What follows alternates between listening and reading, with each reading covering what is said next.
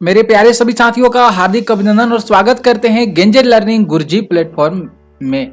तो फ्रेंड्स, आप सभी साथियों के लिए रेलवे का सामान्य अध्ययन का सार संग्रह लेकर आए हैं। जो रेलवे के अंतर्गत जो भी प्रश्न पूछे जाते हैं उसका सार संग्रह है, ठीक है। और ये सारे एग्जाम के लिए इंपॉर्टेंस है भाई। जो भी रेलवे के अंतर्गत जो भी एग्जाम होते हैं ना, वो सारे एग्जाम के लिए इंपॉर्टेंस है। अगर आप लोग ये सामान्य अध्ययन सारे संग्रह को अच्छे तरीका से अध्ययन कर लेते हैं फ्रेंड्स, तो आपसे रिलेटेड बात कर सकते हैं। तो 80 से 90%, मतलब 80 से 90% जो प्रश्न हो जाएंगे ना, क्लियर हो जाएंगे। ये चीज आप लोग को पता चल जाएगा कैसे प्रश्न पूछे जा रहे हैं। तो मैं जोन वाइज जो है प्रश्न आप लोगों को कराने का प्रयास करें। जैसे यहाँ पे आरआरबी कोलकाता से रिलेटेड हम पिछली लेक्चर में यहाँ से प्रश्न करा चुके थे, जहां से प्रश्न पूछे थे, ठीक है। जैसे बात करेंगे प्राचीन इतिहास से रिलेटेड प्रश्न पूछा गया था, देख सकते हैं आप लोग। मॉडर्न हिस्ट्री से रिलेटेड प्रश्न पूछा गया था, इकोनॉमिक्स से पूछा गया था, ठीक है। भूगोल से पूछा गया था, ज्योग्राफी से पूछा गया था फ्रेंड्स। इसके बाद बात करेंगे मतलब और जो अध्ययन है, जैसे बात करेंगे साइंस से रिलेटेड प्रश्न पूछा गया। तो जो भी चीज है ना, उसके अंतर्गत जो जो प्रश्न पूछे गए थे, तो वो चीज आरआरबी कोलकाता में हम आप लोग को बता चुके थे। इसके बाद जो क्लास अगला हुआ था, उसके बाद हमने गुवाहाटी, जो आरआरबी गुवाहाटी का जो एग्जाम हुआ था फ्रेंड्स 1992 में, उसके भी अकॉर्डिंग आप लोगों को प्रश्न हम करा चुके हैं, ठीक है। इसके बाद आज की जो क्लास होने वाली है आरआरबी कोलकाता से रिलेटेड, कोलकाता में जो प्रश्न बने हैं ना भाई, कोलकाता में जो प्रश्न रेलवे के द्वारा पूछा गया है, वो चीज आज हम आप लोगों को कराएंगे लेक्चर में, ठीक है। तो आप लोग क्लास की लेक्चर को पूरा कंप्लीटली देखिएगा। ये जो आप लोग की क्लास हो रही है ना, डेली ले रहे हैं, ये आपके लिए बहुत ज्यादा हेल्पफुल होगा, ओके भाई। तो क्लास के सेशन को कंप्लीटली देखिए, वीडियो को शेयर करिए, ये आपका फर्ज बनता है। और वीडियो को जरूर फटाफट लाइक शेयर जरूर कर दीजिएगा, ठीक है। तो चलते हैं हम लोग सीधे नंबर बात करेंगे कोलकाता पर, ठीक है। आरआरबी कोलकाता देख सकते हैं फ्रेंड्स, यहाँ पे तीसरा नंबर पॉइंट्स में आरआरबी कोलकाता 1994। आरआरबी कोलकाता 1994 में जो प्रश्न पूछे गए हैं रेलवे के द्वारा, वो भाई हम लोग देखेंगे आज की लेक्चर में। तो पहले बात करेंगे प्राचीन भारत का इतिहास। प्राचीन भारत के इतिहास से रिलेटेड कौन कौन से मोस्ट टैग्स बने हैं, कौन कौन से मोस्ट इंपॉर्टेंट प्रश्न बने हैं, पूछे गए, वो चीज हम लोग देखेंगे। देख लीजिए फ्रेंड्स, यहाँ पे पहला जो कोटेशन में दिया गया कि हलवीड के भव्य मंदिरों का निर्माण होयसल शासकों के द्वारा करवाया गया था। बात करेंगे फ्रेंड्स, हलेवीड के जो भव्य मंदिर है, ये किस शासकों के द्वारा निर्माण किया गया था? होयसल के शासकों के द्वारा निर्माण किया गया था फ्रेंड्स, याद रख लीजिएगा, ठीक है। इसके बाद बात करते हैं अगला जो पॉइंट्स है कि गुप्त वंश के संस्थापक श्री गुप्त थे। गुप्त वंश के संस्थापक कौन थे भाई? तो श्री गुप्त थे, ओके। अब यहाँ पे जो सनसेट टिप आप लोग देखते हैं ना, यहाँ पे जो दिया गया है, तो फ्रेंड्स ये इंपॉर्टेंस होता है। जैसे यहाँ पे गुप्त वंश की बात करेंगे, तो गुप्त वंश से रिलेटेड कुछ यहाँ पे इंपॉर्टेंट चीज हम बताने का प्रयास कर दिया जाता है, जिससे आप लोग को और बेहतर तरीका से जानकारी मिल जाएगा, ठीक है। यहाँ पे गुप्त वंश शासक की बात करेंगे। गुप्त शासक का जो समुद्रगुप्त को भारत का नेपोलियन कहा जाता था, यानी बात करेंगे फ्रेंड्स, भारत का नेपोलियन पूछा जाता है, भारत का नेपोलियन किसे कहा जाता है? तो गुप्त वंश के जो शासक थे ना, समुद्रगुप्त, इन्हीं को भारत का नेपोलियन कहा जाता है। किसको कहा जाता है? भारत का नेपोलियन। गुप्त वंश के जो शासक थे समुद्रगुप्त, उन्हीं को भारत का नेपोलियन कहा जाता है, ठीक है भाई फ्रेंड्स। अच्छे तरीका से समझ में आ रहा होगा। इसके बाद बात करेंगे मॉडर्न। यहाँ पे भाई देखिए, मध्यकालीन इतिहास से रिलेटेड प्रश्न पूछा गया। मध्यकालीन भारत के इतिहास से केवल एक प्रश्न पूछा गया था फ्रेंड्स, कि मुगल बादशाह अकबर के दरबार में टोडरमल राजस्व मंत्री था। यही प्रश्न जो है केवल एक पूछा गया था, कि जो मुगल बादशाह अकबर के दरबार में टोडरमल क्या थे? राजस्व मंत्री थे, ठीक है। इसके बाद बात करेंगे आधुनिक भारत का इतिहास। आधुनिक भारत के इतिहास से प्रश्न केवल 2 बना था, ठीक है, देख सकते हैं आप लोग। क्या बना था? कि महात्मा गांधी जी का जन्म 2 अक्टूबर 1869 को गुजरात के पोरबंदर नामक स्थान पे हुआ था। यह प्रश्न पूछा गया था उस समय, ठीक है। और 1912 में दिल्ली भारत की राजधानी बनाया गया था फ्रेंड्स। ये भी प्रश्न पूछा गया था कि दिल्ली जो है, दिल्ली की राजधानी भारत कब बनी थी? तो दिल्ली की राजधानी 1912 में बनी थी। कब बनी थी फ्रेंड्स? तो 1912 में बनेगी। तो कभी भाई भूलिएगा मत, कभी फ्रेंड्स ये भूलिएगा मत। ये सारे प्रश्न आप लोग क्लियर करते चलिएगा, ठीक है। इसके बाद बात करते हैं हम लोग भौतिकी भूगोल, यानी बात करेंगे साइंस, भौतिकी भूगोल से रिलेटेड कैसे कैसे प्रश्न बने हैं देख सकते हैं आप लोग। पृथ्वी का ध्रुवीय व्यास 12,714 किलोमीटर होता है, ठीक है। पृथ्वी का जो ध्रुवीय व्यास होता है फ्रेंड्स, वह 12,714 किलोमीटर होता है। मोस्ट इंपॉर्टेंट है। इसके बाद बात करेंगे फ्रेंड्स, आगे देख लीजिएगा कि मिट्टी के कटाव का मुख्य कारण क्या होता है, जंगलों की कटाई होता है। अगर मिट्टी का कटाव हो रहा है, मिट्टी का अपरदन हो रहा है, तो फ्रेंड्स सबसे ज्यादा मुख्य जिम्मेदार क्या है, हम लोग हैं। हम लोग क्या करते हैं भाई, तो जंगलों की कटाई करते हैं, ठीक है, पेड़ पौधों को काटते हैं। तो भाई पेड़ पौधों को काटेंगे तो पर्यावरण पर भी इफेक्ट पड़ेगा, वातावरण पर भी इफेक्ट पड़ेगा, हमारे इन्वायरमेंट पर भी इफेक्ट पड़ेगा, तो सब पर जो है प्रभाव देखने को मिल सकता है। इसलिए भाई जंगलों की कटाई का जो मुख्य कारण माना गया वह मिट्टी के कटाव, ठीक है। इसके बाद बात करेंगे हेमाटाइट। हेमाटाइट जो अयस्क होते हैं, ये लोहे का निष्कर्षण किया जाता है, मतलब लोहे का निष्कर्षण जो है हेमाटाइट अयस्क से किया जाता है। और फ्रेंड्स ये भी होता है कि पूछा जाता है कि लोहे का अयस्क क्या है, लोहा का अयस्क क्या है, तो लोहा का अयस्क हेमाटाइट है। लोहे का अयस्क क्या है फ्रेंड्स भाई, तो हेमाटाइट हो जाएगा, ठीक है, कभी भूलना नहीं है, कभी मेरे साथियों भूलना नहीं है। इसके आगे बात करता है, अगला जो प्रश्न यहाँ पे दिया गया है कि चाय की खेती, चाय की खेती जो है किस जलवायु क्षेत्र में की जाती है, मतलब चाय की खेती कौन से महीने में की जाती है, किस जलवायु क्षेत्र में किया जाता है। तो फ्रेंड्स चाय की जो खेती होती है गर्म और आर्द्र जलवायु क्षेत्रों में किया जाता है, गर्म और आर्द्र जलवायु क्षेत्रों में जो है चाय की खेती की जाती है। चाय की अधिकतर खेती जो होता है, और खेती जो होता है, चाय का उत्पादन सबसे ज्यादा कहाँ पे होता है, तो असम में होता है। कहाँ पे हो भाई, तो असम में होता है, ठीक है, ये सबसे इंपॉर्टेंट है। इसके आगे बात करेंगे, क्या प्रश्न बना था, भारत का भूगोल से रिलेटेड प्रश्न बना था, ठीक है, कि नहवा सेवा यानी जवाहरलाल नेहरू बंदरगाह जो है मुंबई में देश का सबसे बड़ा कंटेनर बंदरगाह माना जाता है।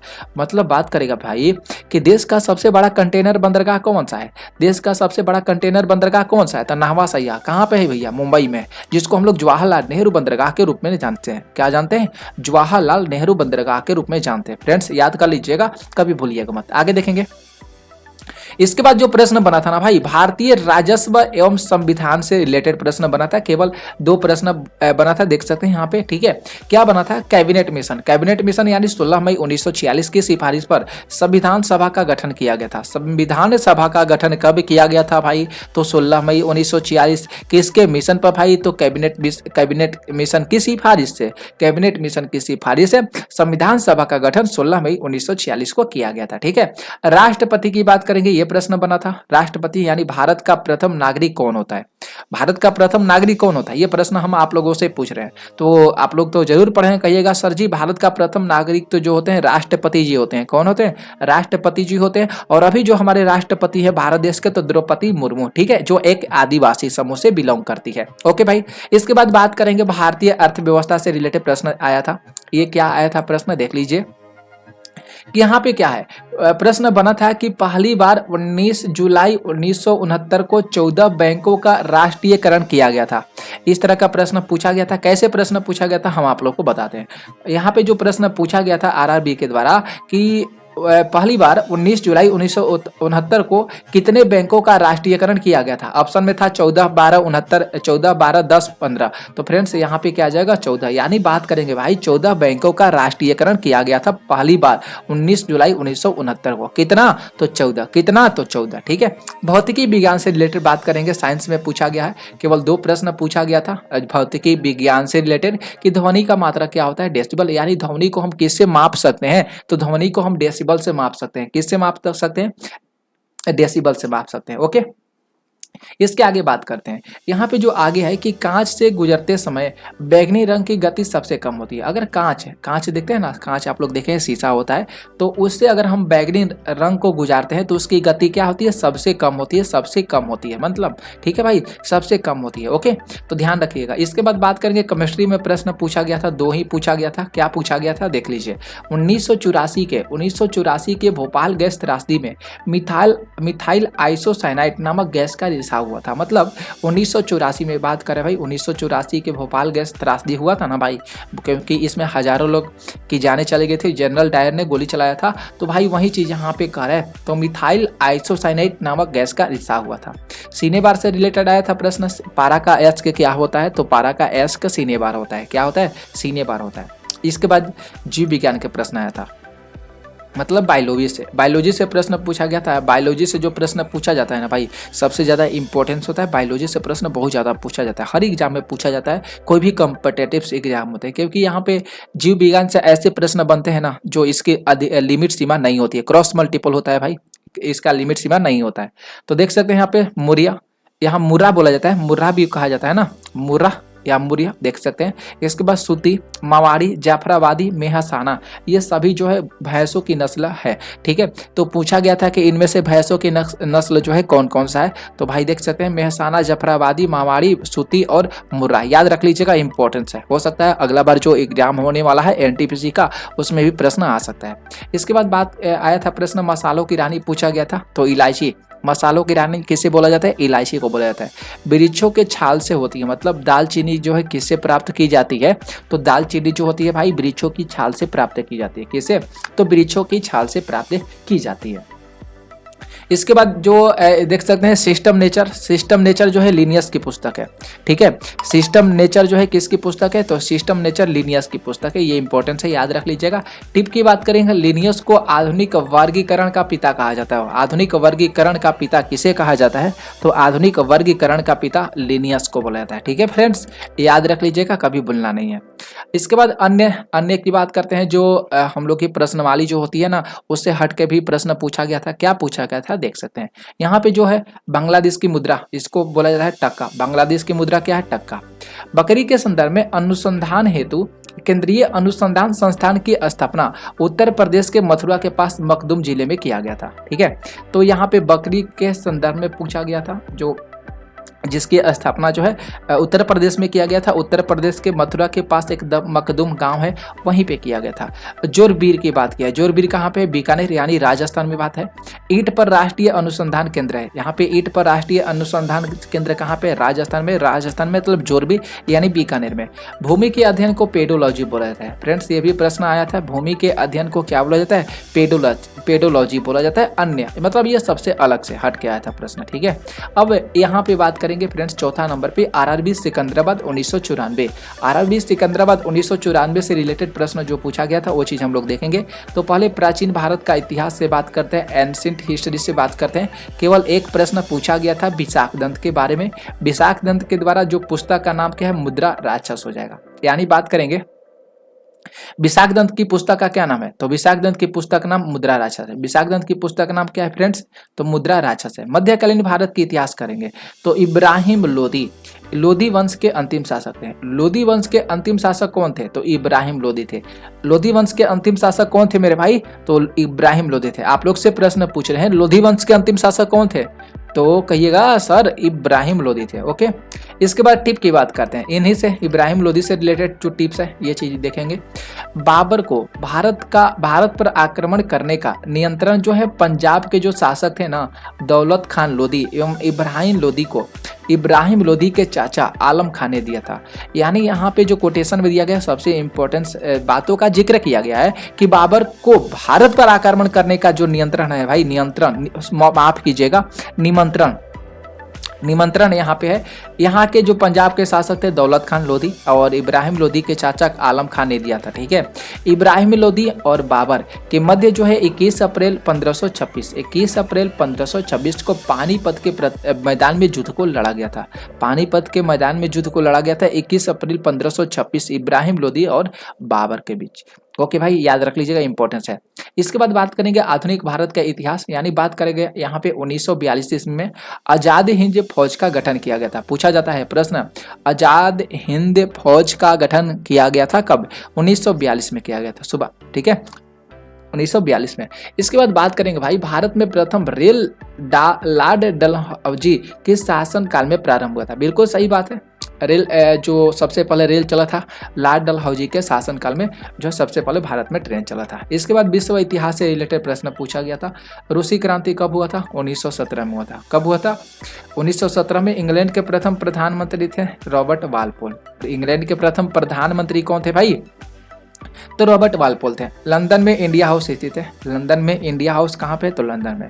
भारत का भूगोल से रिलेटेड प्रश्न आया था, देख सकते हैं यहाँ पे देखिएगा शरावती नदी पर गरसोपा जोग जलप्रपात स्थित है। यानी बात करेंगे जो शरावती नदी है ना, इस पर गरसोपा जोग जलप्रपात स्थित है। गरसोपा जोग जलप्रपात शरावती नदी पर स्थित है। ये फ्रेंड्स आ सकता है।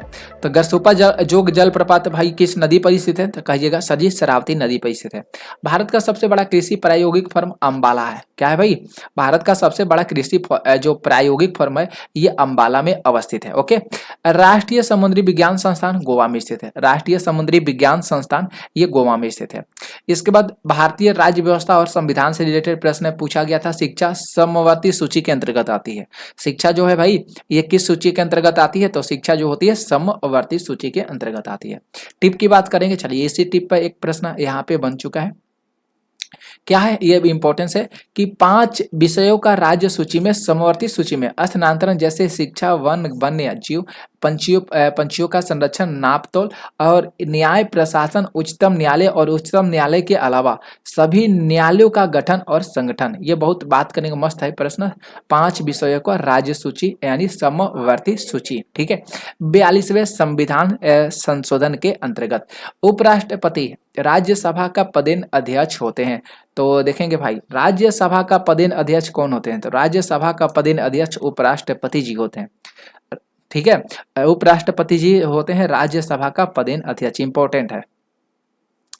भौतिकी विज्ञान से रिलेटेड प्रश्न आया था भाई। क्या आया था देख सकते हैं यहाँ पे, भौतिकी विज्ञान से प्रश्न जो है भाई बहुत ज्यादा सिकंदराबाद में प्रश्न पूछा गया। देख सकते हैं क्या क्या पूछा गया। डायोड का इस्तेमाल जो है प्रतिवर्ती धारा को दिष्ट धारा में बदलने के लिए किया जाता है। यानी बात करेंगे भाई प्रतिवर्ती धारा को दिष्ट धारा में बदलने के लिए किसका प्रयोग किया जाता है, तो भाई डायोड का किया जाता है। इसके बाद बात करेंगे निर्वात में ऊष्मा का विकिरण का वेग प्रकाश के बराबर होता है। यानी निर्वात में जो ऊष्मा का विकिरण होता है ना भाई, ये जो होता है वेग प्रकाश के बराबर होता है। शुष्क सेल में एनोड में कैडमियम होता है। शुष्क सेल में एनोड में क्या होता है, कैडमियम होता है। इसके आगे बात करेंगे पानी के किसी द्रव्यमान को 0 डिग्री से लेकर 10 डिग्री सेल्सियस से तक गर्म करने पर उसका आयतन में घटने के बाद वृद्धि हो जाता है। ठीक है, यानी यहाँ पे जो कहने का बात कह रहे हैं ना भाई कि पानी के किसी द्रव्यमान को 0 डिग्री से अगर 10 डिग्री से 0 डिग्री से सेल्सियस यानी से 10 डिग्री सेल्सियस तक गर्म करने पर उसके आयतन में घटने के बाद भी फिर क्या होगा, वृद्धि देखने को मिलेगा। प्रकाश का रंग जो होते हैं ये कोणांक यानी आयाम से रिलेटेड, कोणांक को बोला जाता है, आयाम बोला जाता है, इससे रिलेटेड है। ओके, इसके बाद रसायन विज्ञान के प्रश्न आए थे। लाफिंग गैस का रासायनिक नाम नाइट्रस ऑक्साइड होता है जिसका सूत्र होता है N2O होता है। मोनाजाइट थोरियम का अयस्क होता है। यह छूट गया है भाई, मोनाजाइट जो होता है ये थोरियम का अयस्क है। ओके, इसके बाद बात करेंगे टिप की बात करेंगे। टिप में क्या है, मोनाजाइट। मोनाजाइट जो है ये केरल के समुद्री तट पर बालू में प्रचुर मात्रा में पाया जाता है। यानी भाई बात करेंगे मोनाजाइट कहाँ पे पाया जाता है, किस राज्य में अधिकांशतः मिलता है, केरल मिलता है। केरल के कहाँ पे मिलता है, समुद्री तट पर मिलता है।